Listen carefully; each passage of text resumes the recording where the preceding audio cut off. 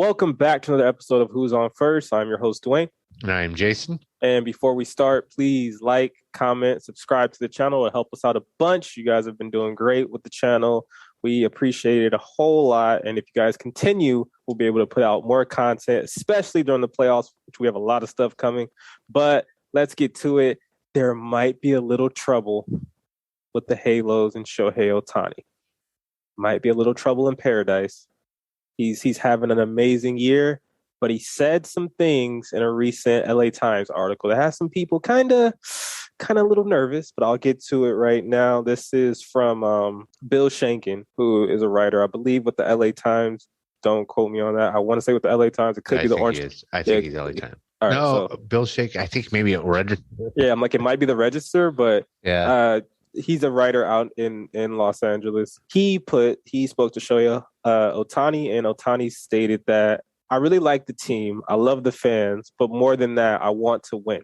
I'll leave it at that. He says that there are no talks about a contract extension right now. He also has 2 years left behind this one before free agency. This sparked a lot of chatter in the baseball world to basically ask the question, is Shohei Ohtani going to be an Angel moving forward after these 2 years are up with his contract? What do you think? This offseason will determine that. Okay. This offseason will determine it because Ohtani is smart. You got to remember these baseball players, everyone thinks they're athletes, everyone thinks they're dumb. Right. They are geniuses because they're making millions of dollars off of playing a child's game. Right.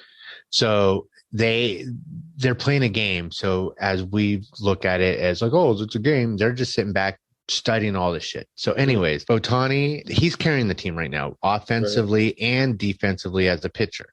Right. So he is carrying the team literally on his shoulders. He has Mike Trout when Mike Trout's healthy, and they have a good team when everyone's healthy. Their pitching staff sucks. Right. So they need people who will help Ohtani out, where I feel Ohtani doesn't want to shoulder everything on his back. They need this offseason is going to be it. If they're not spending money this offseason, I feel like it's going to be too late. I feel like Ohtani will have his mindset like, hey, this is what I told you, what I wanted. This is what Mike Trout told you last year. If this is how it's going to be, why am I going to stay here? But I feel like if Ohtani leaves, I have a feeling this is going to be a trickle-down effect and that Trout will have to leave. Because right now, what Ohtani's doing, if he does this again next year, he's going to be the highest paid player ever in any sport. Right. And I'm talking he'll easily get easily 500. Easily. Oh, yeah. Oh, yeah. Easily. So Artie Moreno can't fuck this up. And the reason why I say Artie is because he's the one that's responsible for everything, because everything has to go through him. Now, I was asked this question today. What do I think would it take to keep Ohtani? I said 2 pitchers. They need 2 pitchers this offseason. I was like, Max Scherzer, we heard Trout's trying to bring him over, and then they're going to have to spend money. And I said, well, who's out there that is worth spending a big chunk of change on? That's going to be a free agent. And I said, the only one I think of is Rendon. And I really wouldn't even want to put that much money down on him. Like, I'd give him 4 years at $100 million, but you're speaking on Carlos. Yes, Rendon, Carlos. Right? Yes. So he's going to get at least for 100. Right. So the Angels are going to have to bring in 2 caliber pitchers like that.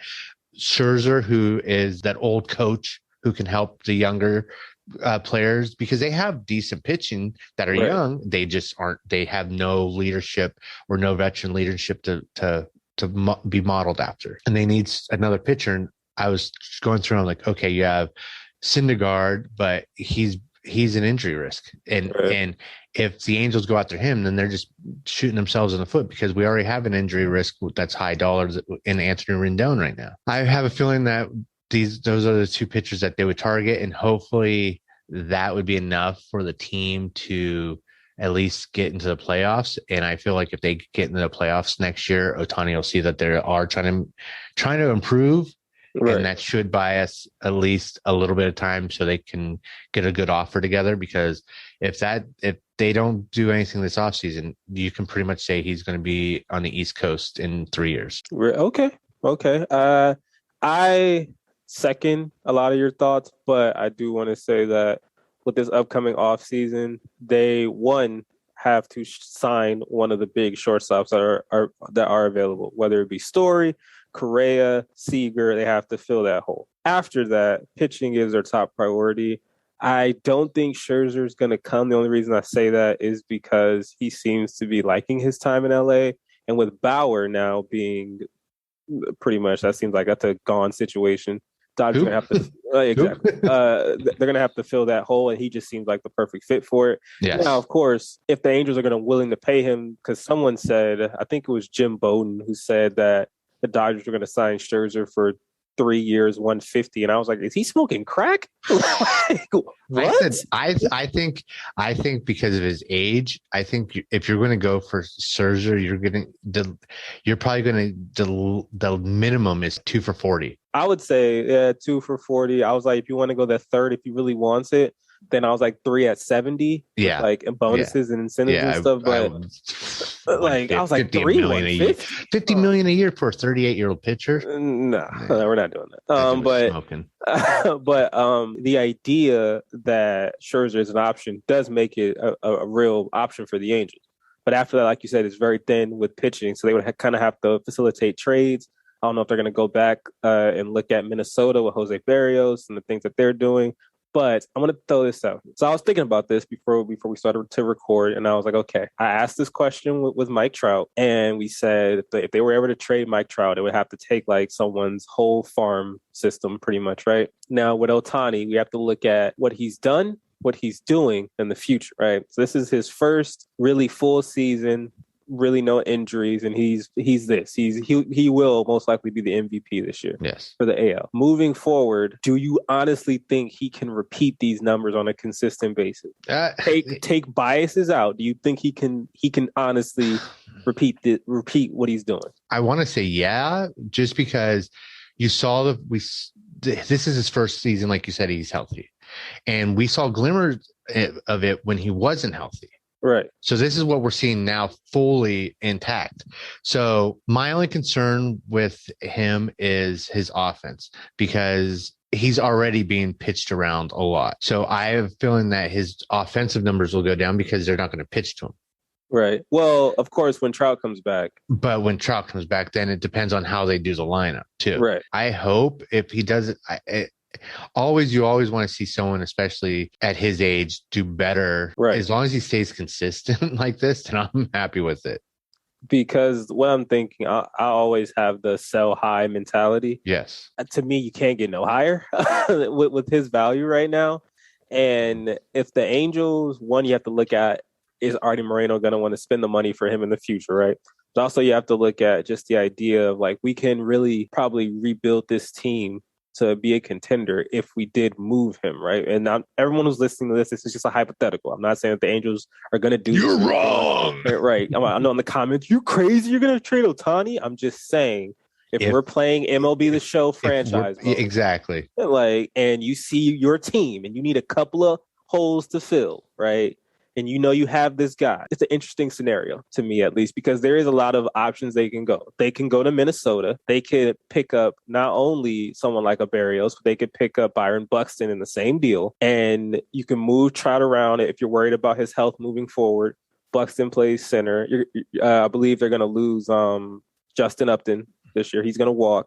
You need to fill that hole coming up. So I'm just thinking about like getting creative. Right. And even Buxton Barrios, I don't think it's still enough for Ohtani. Right. No. But that's just like certain scenarios I just look at, because banking that he's going to repeat this season next year and can continuously keep this going, I think we might be asking too much. Well, I look at it this way. If the Angels are where they were this year at trade deadline next year, I would start very well looking at things. I would really start looking at things. Okay, last question before we wrap this up. Do you trade, if they're at the same position they were this year, next year at the trade deadline, are you moving Trout or are you moving Ohtani? I would hate myself if I said move Trout. I would probably keep Trout, just because where Trout is in his career, and we've seen 10 years of his consistency. This is the worst year he's had. Right. And it's plagued by injury. Ohtani still, like we've seen one full season. You can get more. I have a feeling for Ohtani right now than you could with Trout. Yeah, you're going to rake it in regardless who. But I think Ohtani right now, his name is carrying a lot more weight than Trout does. And I think you would be able to finesse a few slots up on a player in their farm system between if you're looking at like, oh, we'll give you number 2. Nope, you're going to give me number 1 and number 2. Right. Or you're going to give me number 1 and 3, something like that. But yeah, I would get rid of.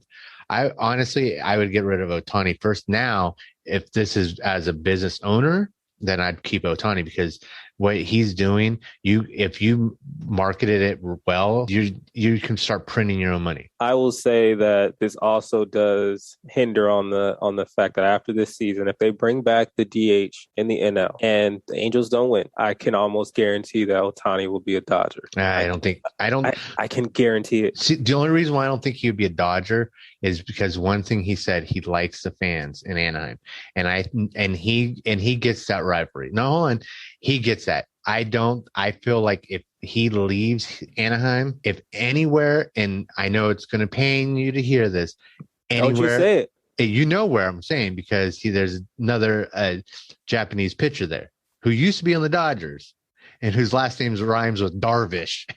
But that's the only thing. But like I said, I have a feeling if they're getting rid of him and they're trading, it's going to be East Coast because they don't want to face him, and it's going to be an NL team. And the only team that I think would be stupid enough to do anything crazy like that would be the Phillies. That's a good guess, guys. So listen to our hypotheticals. We've called stuff before. We've called a lot of stuff, and we've been pretty right a lot of times with this whole series. But let us know what you guys think. Once again, please like, comment, subscribe to the video. But we'll see you when we see you. Peace.